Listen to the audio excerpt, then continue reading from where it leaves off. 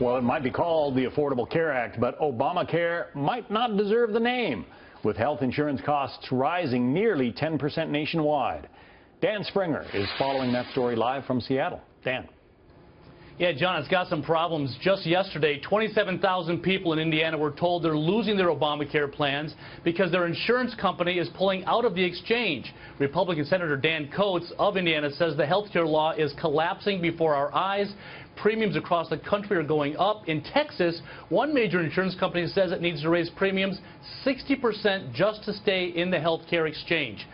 Also, hundreds of thousands of people are learning that their health co-ops are folding, so they have to scramble to find coverage. When Obamacare started 3 years ago, there were 23 co-ops. Last week, another one went bankrupt in New Jersey, leaving just 6 of the 23 still operating. Insurers say costs are higher than expected because the risk pool has too many sick people and not enough young, healthy people. Co-ops don't have deep pockets, so they fold.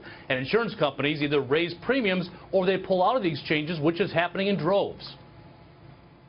That's going to be the future, and I think what we're seeing here is the beginning of a death spiral as far as the exchanges are concerned, as more and more companies pull out.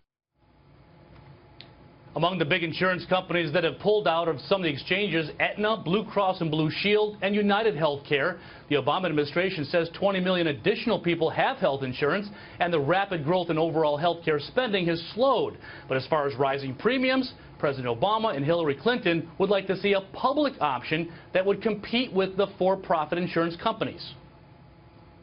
If a public option could bring premiums down, primarily by paying doctors and hospitals less and having lower overhead and no profit, that would lower federal government costs. Donald Trump, of course, opposes that. He would scrap Obamacare and make it more competitive by allowing people to buy insurance across state lines. John? All right, Dan Springer, live from Seattle. Thank you, Dan.